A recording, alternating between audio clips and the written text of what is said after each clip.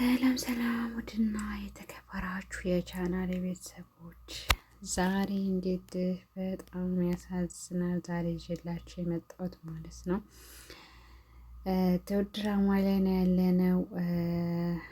በጣም በሚያሳዝን ሁኔታ ዛሬ እንግዲህ ካሌብና ዳኒ ተቦጣብጧል ማለት ነው። ጦርነቱን ጀምረዋል። እንግዲህ አባባም በጣም አስቸጋሪ ሰዓት ላይ ነው ያለው።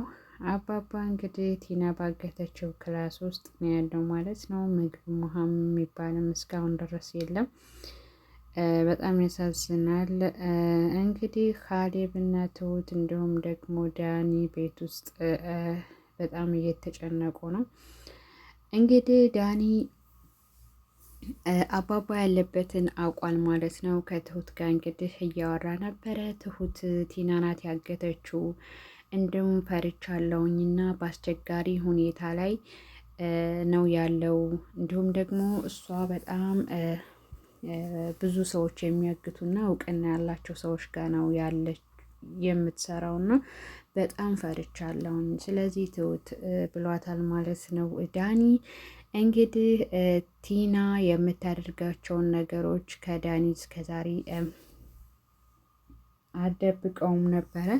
አሁንም ያው ነገሮችን ላመቻችና እነግርሃለሁ ብዬ ነው በማለት እንድትሳትነግሪኝ እያላት ነበረ። እና ዳኒ እንግዲህ አሁን ላይ በጣም ለነ ካሌብ እና ለአባባ ወሳኝ ነገር ላይ ይደርሳል ብለን እናስባለን። ምክንያቱም የአባባን ሕይወት የሚታደገው ዳኒ ነው በዚህ ሰዓት። ምክንያቱም ዳኒ ነው ያለበትን ሁሉ ተከታትሎ ቲና ስትሄድ እንግዲህ ቲና ያው ወደው ለመንገር አልፈለገችም። ምክንያቱም ነገሮችን ላመቻችና ይዤ እሄዳለሁ በማለት ለዳኒ ነግረዋለች ማለት ነው። ዳኒ እንግዲህ የምታደርገውን ነገር እየተከታተለና እያወጣጣት ነው። ምክንያቱም አባባን ከዚህ አደጋ አተረፈው ማለት በጣም ትልቅ ነገር ሰራ ማለት ነው።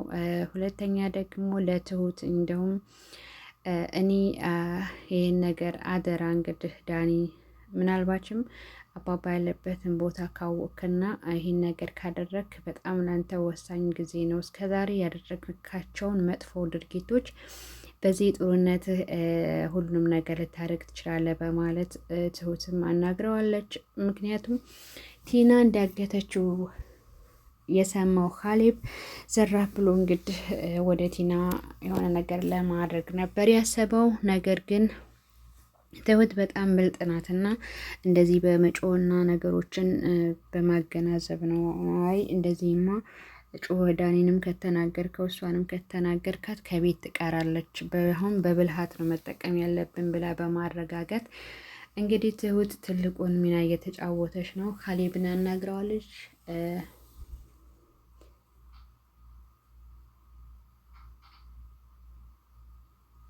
እና ጋይስ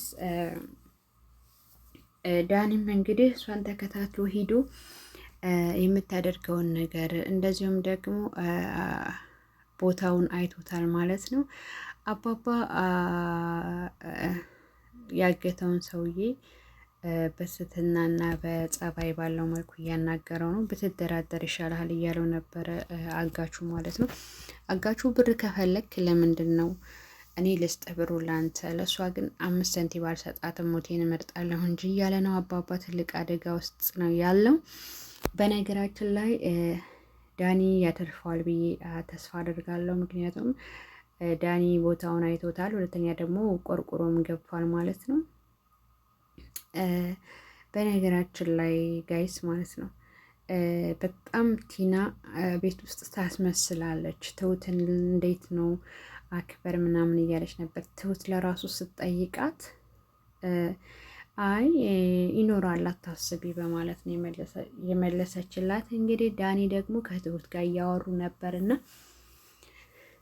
ትሁት እኔ የአባባን ጉዳይ እኔ ቲናን አናግራትና ነገሮችን እንትን ለማለት እሞክራለሁኝ። ነገር ግን ይህን ካደረኩም አንቺም ቃል ግቢልኝ ብሏታል ማለት ነው።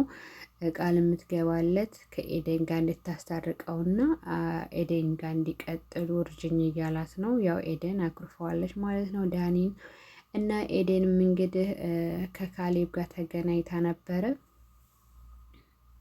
ከካሌብ ጋር ተገናኝተው ነበር እና እያወሩ ነበር በጣም ካሌብ እንግዲህ ያው በአብዛኛው ታውቃላችሁ ለነገሮች ቀስ ብሎ የመሰረት ባህሪ የለውም። በጣም ነው የሚጮኸው።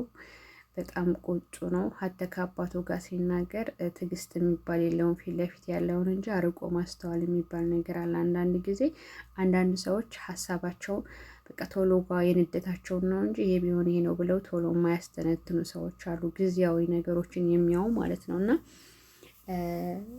ኤደንና ካሌብ ያው በካፌ ተገናኝተው ተነጋግረዋል። በቃ ቲና ናት ያገተችው በማለት እንትን ብለዋል። እና እስከዛ ድረስ ለምንድን ነው ቤታችሁ ያስቀመጣችኋቸው ለምንድን ነው እያለች እንግዲህ ኤደንን ብለዋለች ማለት ነው። ካሌብም አባቴ ነው እኮ እኔ ምን ላድርግ በማለት መልሶላታል ማለት ነው። በነገራችን ላይ አባባ ይሄንኑ የሆነ ነገር ቢያረጉንስ ቤታችን ይቀመጡ ብሎ ያሰበው እሱ ነበረ። ያው ግን ቤትም ሆነው አልተውትም። እንደቆረጡባቸው ሲያውቁ ያው እሱን አሳገተችው ማለት ነው። እንግዲህ ቲና በጣም ደስተኛ ሆናለች። በቃ ትንሽ ብር ሰጠሽኝ እየላጋችሁም ይዟታል። ምሳ ምግብ አንጭ እያላት ነበር። እሷን በመመረር እንዴ ብዙ ብር እኮ ነው ምናምን እያለች ነበረ ማለት ነው። እንግዲህ ካሌብ በጣም እንትን እያለ ነው፣ እየተጨናነቀ ነው። ትሁት እንግዲህ ሁሉንም በጸባይና በትትና ይዛለች። አባታችንን ለማገኘት ካሌብና ቲናን በስነ ስርዓት እንትን ማለት አለብን፣ ምክንያቱም እንዳይሰወሩና አማኔ ዳኒ ደግሞ በዚህ ነገር የለበትም ብለዋለች ማለት ነው። ካሌብ እንግዲህ እስኪ እሺ ይሁን በማለት ትዕግስቱን ተቆጣጥሮ እንግዲህ ዝም ብሏል፣ ጸጥ ረጭ ብሏል ማለት ነው። እና ቲና እንግዲህ ቀጥላለች ጦርነቷን ማለት ነው። ምንም ያቆመችው ነገር የለም። እና አባባ ግን በጣም ምስኪን ሰው ነው የእውነት። ለሱ ይሄ አይገባውም ነበረ። አንዳንድ ጊዜ ልጅ ያመጣዋል በላ ነው የሚባለው። ልጅ ያመጣው ሰዓት ለእናት ለአባት ይተርፋል ይባላል። እና አንዳንድ ጊዜ ከባድ ነው ማለት ነው። እና በዚሁ አጋጣሚ የምንመርጣቸውን ሰዎች ለህዳር አጋር ይሆናሉ ብለን የምናስባቸውን ሰዎች መምረጥ ግድ ነው ማለት ነው። ከዚህ ድራማ ይሄን ነው የምትማሩት። እንደዚሁም ደግሞ ለፍቅር ሲባል